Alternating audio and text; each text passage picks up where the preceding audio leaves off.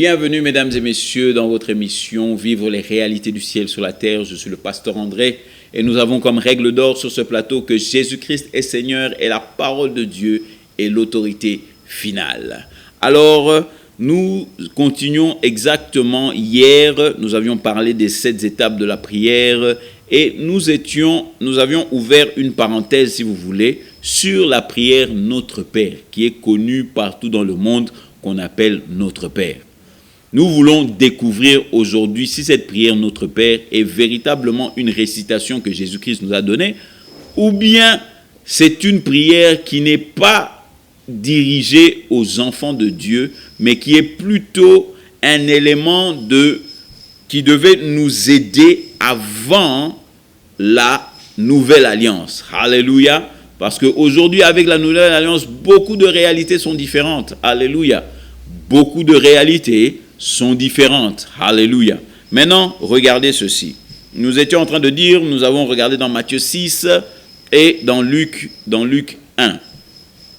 Alors, qu'est-ce qu'ils sont en train de nous dire? Il nous dit que lorsque vous priez, dites Notre Père. Dans Luc, il dit, n'oubliez pas, Bible en papier, bloc-notes, bic, tout ça, pour écrire. Moi, j'utilise la version Darby qui peut différencier de lui second, mais les idées sont les mêmes. Alléluia, surtout en ce qui concerne cette prière. Alors, ma Bible ici dit, il leur dit, lorsque vous priez, dites, Père, que ton nom soit sanctifié. Alléluia, Père, que ton nom soit sanctifié. Maintenant, regardez bien ce qu'il dit ici. Que ton nom soit sanctifié. Qu'est-ce que ça veut dire? Est-ce que le nom de Dieu est salité pour qu'on demande que non, comme on a eu pétolisama? Non. Que ton nom soit sanctifié, ça veut dire que ton nom soit mis au-dessus de tous les autres noms. Que ton nom soit au-dessus de tous les autres noms.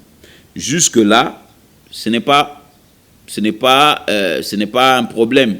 Nous tous, quand nous prions, c'est la louange. Ça veut dire que tu élèves le nom de Dieu, tu le mets au-dessus de tous les autres noms, tu mets Dieu là où il est suprême. Alléluia. Mais maintenant, la deuxième phrase, c'est quoi? Que ton règne vienne et que ta volonté soit faite. Alléluia. Que ton règne vienne, que ta volonté soit faite. Alors, hier, nous étions en train de dire, aujourd'hui, le royaume de Dieu se trouve où ça? Alléluia. Aujourd'hui, le royaume de Dieu se trouve où ça? Amen. Où est-ce que est le Saint-Esprit? Où se trouve l'Esprit de Dieu? Là, je suis en train de parler à vous qui avez accepté Jésus-Christ comme Seigneur et Sauveur. Nous étions en train de démontrer dans 2 Corinthiens au chapitre 6. 2 Corinthiens au chapitre 6, le verset 19. Alléluia.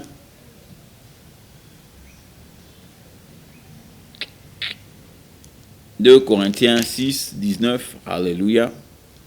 Non, ce n'était pas 2 Corinthiens, c'était 1 Corinthiens. Alléluia. 1 Corinthiens 6, 19. Alléluia. 1 Corinthiens 6, 19. Et la Bible nous dit ceci. Ne savez-vous pas que votre corps est le temple du Saint-Esprit? Le temple du Saint-Esprit qui est en vous. Qui est où ça? En vous. Et que vous avez de Dieu. Alléluia. Et vous n'êtes pas à vous-même. Donc, en d'autres termes, le Saint-Esprit, il est où ça? Il est au-dedans de toi. Bon, maintenant, pourquoi tu vas lui dire, Seigneur, que ta volonté qui est faite en haut, qu'elle soit faite en bas? Plus qu'il est au-dedans de toi. Amen. Mon frère, ma soeur, je te demande simplement de réfléchir. Prends la religion, mets ça à côté. Réfléchis intelligemment. Il est en train de dire que ta volonté soit faite dans le ciel, comme dans le ciel, sur la terre. Mais aujourd'hui, le Saint-Esprit, il est où ça? Le Saint-Esprit, il n'est pas dans le ciel, il est sur la terre. Alléluia. Amen. Le Saint-Esprit est sur la terre. Je sais que toi, mon frère, ma soeur, peut-être tu vas dans une église où chaque dimanche, avant vos bandarosa, mais là, vous appelez que Saint-Esprit Akita. Mais sachez que depuis que Jésus-Christ a payé le prix et que le Saint-Esprit est descendu depuis le jour de la Pentecôte, il n'est jamais remonté au ciel. Le Saint-Esprit n'est jamais remonté au ciel. Donc ces histoires-là de dire « Oh, Saint-Esprit, quitta », ça fait plaisir et ça fait peut-être comme si c'était religieux. Mais le Saint-Esprit est sur la terre. Il n'est jamais remonté au ciel. Dans le ciel, il y a Dieu le Père et Dieu le Fils. C'est tout. Alléluia. Dieu le Saint-Esprit est parmi nous. Maintenant, ce qui fait que la volonté de Dieu, elle est en toi. L'Esprit de Dieu est en toi, si tu es né de nouveau. L'Esprit de Dieu est en toi. Donc, dire que, Seigneur, laisse que ta volonté qui est faite au ciel soit faite sur la terre. Papa, la terre, elle est déjà là. L'Esprit de Dieu est déjà ici. Donc, par rapport à cette prière-là, nous voyons déjà que, en ce qui est de demander la volonté de Dieu est déjà au-dedans de toi. Alléluia, la volonté de Dieu est déjà au-dedans de toi. Je vais te montrer encore une autre prière. Je vais te montrer encore une autre chose que l'apôtre Paul a dit en ce qui concerne la volonté. Allons dans Colossiens, alléluia. Mon frère, ma sœur, il faut comprendre que aujourd'hui, la connaissance en tant qu'enfant de Dieu est primordiale. C'est la connaissance qui fait la différence. Si tu continues à faire les choses comme tu les faisais avant, ça ne fonctionnera toujours pas. Il faut que tu changes. Alléluia. Et maintenant, dans Colossiens, il dit ceci. À partir du verset 20. Colossiens chapitre 1, au verset 9. Il dit, c'est pourquoi nous aussi, depuis le jour où nous avons parlé, nous ne cessons de prier et de demander à Dieu pour que vous soyez remplis de la connaissance de sa volonté, en toute sagesse et intelligence spirituelle pour marcher d'une manière digne. Alléluia. Écoutez bien ce qu'il dit ici. Il ne dit pas que Dieu fasse descendre sa volonté. Il dit non. Moi je prie afin que vous soyez remplis de la connaissance de la volonté de Dieu. C'est-à-dire que la volonté de Dieu n'est pas au ciel. La volonté de Dieu est en vous. Mais pour que cela puisse se manifester, il faut que vous-même réalisiez que la volonté de Dieu est en vous et que Dieu veut que vous ayez la pleine connaissance de sa volonté. Alléluia. Amen. Donc nous ne sommes plus en train de prier, Seigneur, que ta volonté sorte du ciel, qu'elle vienne ici. Non, la volonté de Dieu. Merci Seigneur de ce que ta volonté est au-dedans de moi. Merci Seigneur mon Dieu de ce que j'arrive à la pleine connaissance de ta volonté. C'est ça. Alléluia. Aujourd'hui, nous ne sommes plus en train de chercher que Dieu nous révèle quelque chose. Non. Le Saint-Esprit est déjà au-dedans de toi. Et la Bible dit que le Saint-Esprit connaît les profondeurs de Dieu. Donc la volonté de Dieu, elle est en toi, si tu es né de nouveau, bien sûr. La volonté de Dieu est en toi. Alléluia. Et maintenant, on va encore aller plus loin. Amen. Ça, c'était la deuxième phrase. La deuxième phrase où il dit que ta volonté soit faite, alléluia, sur la terre comme au ciel. Maintenant, Luc 11. Retournons là-bas et même gardons un doigt là-dessus. Et puis après, il dit quoi? Il dit, le verset 3, il dit, donne-nous chaque jour le pain qu'il nous faut. Donne-nous chaque jour le pain qu'il nous faut. Alléluia. Donc, c'est-à-dire quoi? Il y a la demande du pain pour aujourd'hui.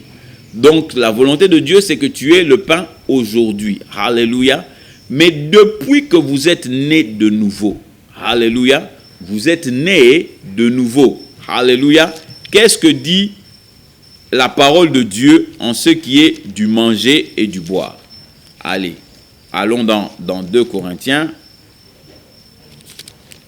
2 Corinthiens, alléluia. 2 Corinthiens au verset 10. 2 Corinthiens 9, verset 10, il dit, or, celui qui fournit de la semence au semeur et du pain à manger, fournira et multipliera votre semence et augmentera les fruits de votre justice. C'est-à-dire quoi? C'est-à-dire que Dieu, par rapport à ton donné, ton Seigneur, ton Dieu, pourvoira à tes besoins. Alléluia. Dieu a déjà pourvu. Maintenant, simplement, aujourd'hui, nous ne demandons pas le pain parce que nous avons déjà le pain. Alléluia. Nous avons déjà le pain. L'Éternel nous a déjà donné tout ce qu'il nous faut. Mais la Bible dit maintenant que c'est en donnant qu'il te sera donné. La Bible dit donne et il te sera donné. Une bonne mesure bien serrée, secouée et qui déborde. Le Seigneur est prêt à remplir ta maison de pain. Mais il faut que tu libères ta main. Il faut, il faut donner aux gens. Quand tu donnes, maintenant Dieu aussi va te donner. Est-ce que vous comprenez ça, mon frère, ma soeur? Je vais te montrer un verset ici qui va peut-être t'aider dans Philippiens, alléluia. Philippiens 4 au verset 19, il dit quoi? Mais mon Dieu suppléera à tous vos besoins selon sa richesse en gloire par Jésus-Christ. Jésus-Christ vous donnera tout par ses besoins, tout. Alléluia, amen, alléluia. Maintenant, regardez encore ceci. Je vais encore vous emmener. Et puis maintenant, il dit, pardonne-nous nos offenses comme nous pardonnons aussi à ceux qui nous ont offensés. Maintenant, regardez bien. Pardonne-nous nos offenses. Quand est-ce que Jésus-Christ a pardonné tes péchés? Quand est-ce que Jésus-Christ a pardonné tes péchés? Parce que nous faisons cette prière comme si, allez, chaque jour tu demandes à Dieu, Dieu pardonne-nous nos péchés, tout ça, tout ça. Avant que Jésus-Christ ne meure, c'était une réalité. Tu devais demander pardon pour tes péchés. Alléluia. Et Dieu devait te laver de tes péchés. Mais après la mort de Jésus-Christ, j'espère que vous êtes avec moi, après la mort de Jésus-Christ, regardez ceci. La Bible nous dit dans Colossiens 3. Alléluia. Colossiens 3. Amen. Colossiens 3. La Bible est claire. Colossiens 3 au verset 13. La Bible dit ceci.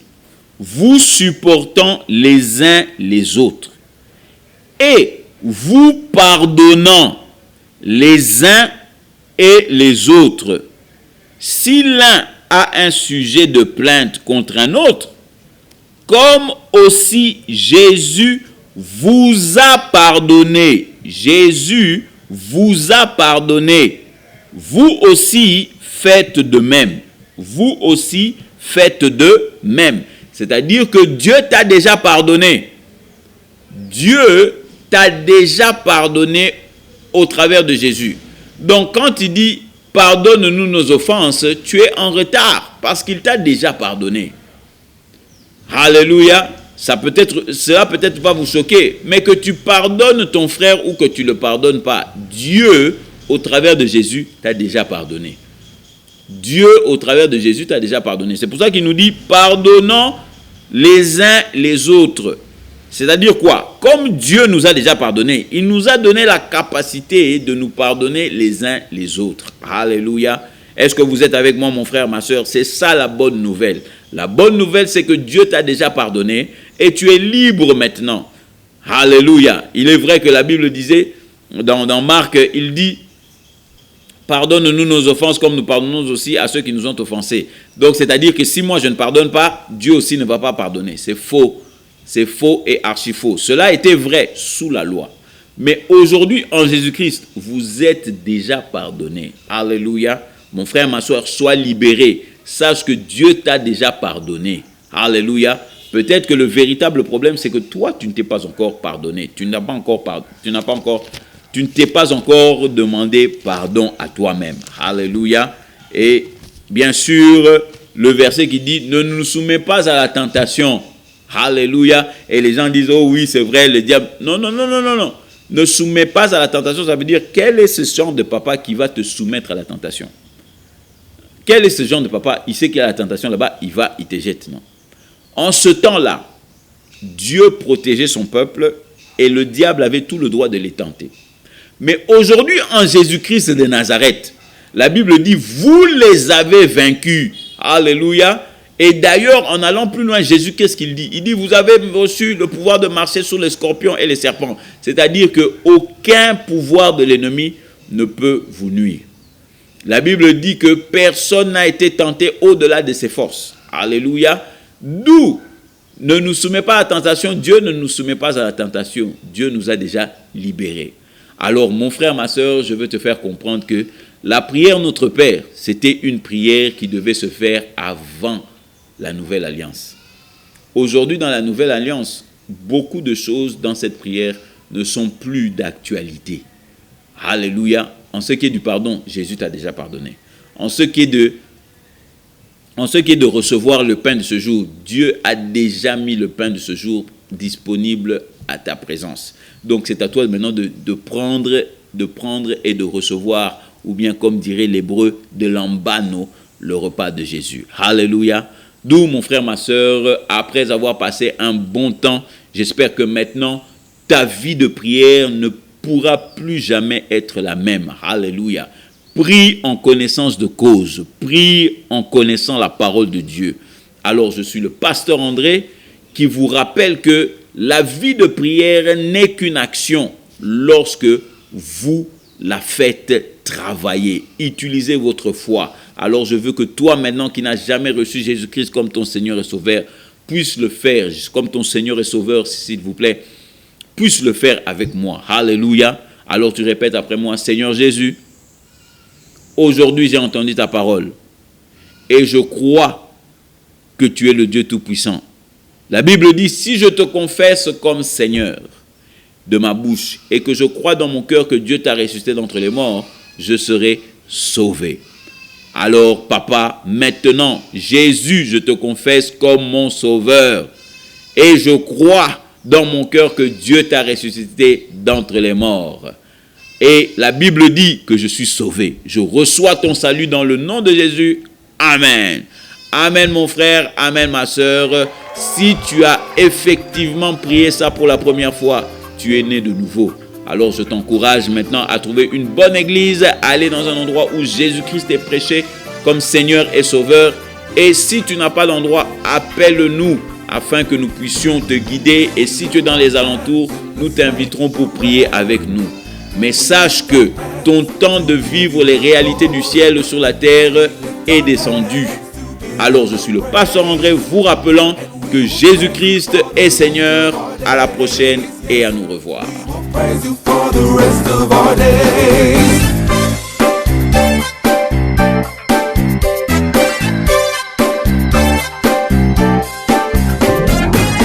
We clap our hands in the sanctuary.